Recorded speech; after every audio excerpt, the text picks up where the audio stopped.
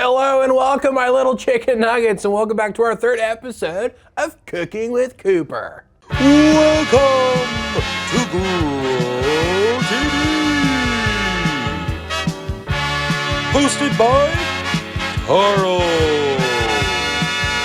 where we have fun with our friends, talk about Jesus, and go over everything the Bible has to offer. Now once again, welcome to GrowTV. Well, good news, folks. Over the past couple weeks, we now have over 2,000 subscribers on my new cooking channel. Isn't that exciting? So, in honor of this special occasion, I wanted to create a very special treat for you guys. Want to know what it is? Are you ready? Drum roll. A rando sando, aka a random sandwich.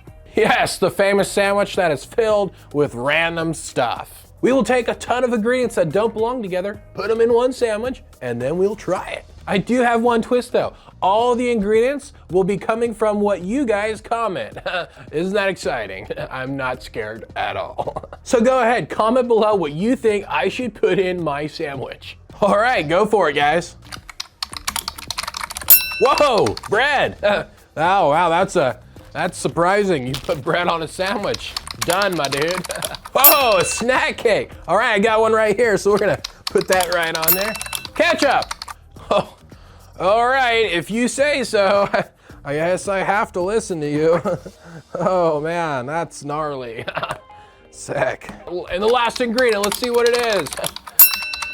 A banana. Cool. There we are. Yay. All right, surf's up. Yum.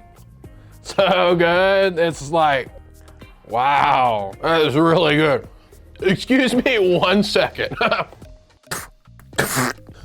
And I'm back. Kids, I'm not sure that was the best idea. Hey Cooper, what was the best idea? No, I said I wasn't sure if it was the best idea. I just ate the world's worst sandwich because they told me to. Check it out. Oh, that looks gross. Why did you listen to them if you knew it would make you sick? I have to listen. Isn't that step number 3 in your super duper recipe book? Well, not entirely. Can you read it again? Fine, I'll read it again if it makes you feel better. See, here, step 3, here, listen. Listen to who? Whoa, God? There it is. You see, when it comes to eating nasty foods, we don't always have to listen. But when God speaks, that's when we should stop and listen. Like Samuel. Hey, you read the story. Of course I did. Well, most of it. Some of it. Okay, fine, just the last verses. Oh, well, let's talk about the beginning then. You remember last week when Hannah prayed to God for a baby? Yeah, who could forget? It was a wonderful story about how we need to talk to God. Right. Well, Hannah had her baby boy and she named him Samuel. Samuel grew up in the temple and was taught by Eli the priest. And one night Samuel woke up to his name being called. Oh, Samuel is in trouble, my dudes. Samuel ran into Eli's room and said, "Here I am, you called me." Eli was confused because he didn't call Samuel. Eli sent him back to bed, but this happened 2 more times. What in the world? Who is calling Samuel? Well, that's what Eli and Samuel were both wondering. But then Eli realized what was going on. So Eli told Samuel to go back to bed, and if he hears his name being called again, then he should say these words: "Speak, Lord, your servant is listening." Wow. Speak, Lord, your servant is listening. That's powerful, man. But what does that mean? Don't you see?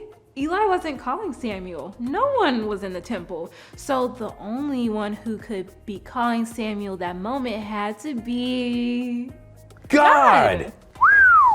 That's huge. Isn't it? From then on, Samuel listened to God and spread the message of God to everyone he knew. How cool is that? So God really does speak to us. Of course, we may not hear God's voice like you're hearing my voice right now, but God speaks through many ways. Really? Like what? Well, we can hear from God in a bunch of different ways. Let's say you're going for a walk. God can show you things just by looking around outside in nature. Or if you're reading the Bible, God can talk to you through those words. Sometimes having a conversation with somebody who loves God helps us hear from God too. The stories in the Old Testament talk about people hearing from God in dreams.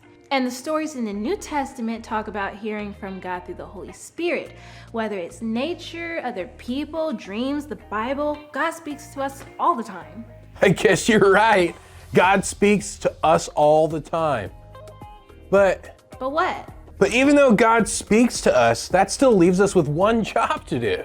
What job is that? To listen. If we don't listen to what God is telling us, then we'll be missing out on so much.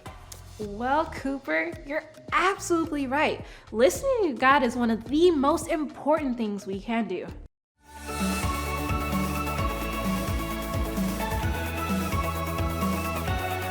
Well, you heard it, kids. Our big idea is step 3, listen to God.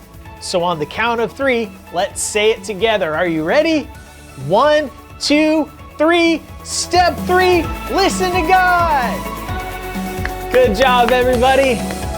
Now next week, Cooper's gonna find out the last step in the super duper recipe book. So don't miss out. We'll see you then. Thank you for watching, and tune in next week for a new episode of Grow TV.